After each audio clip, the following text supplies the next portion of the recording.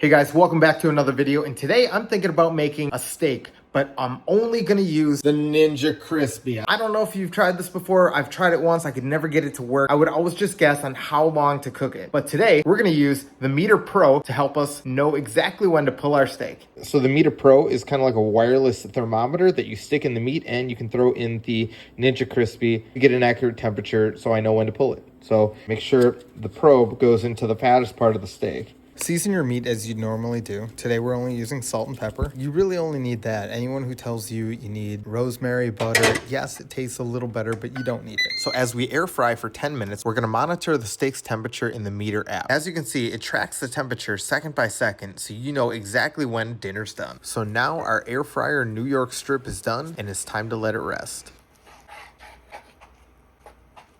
Delicious.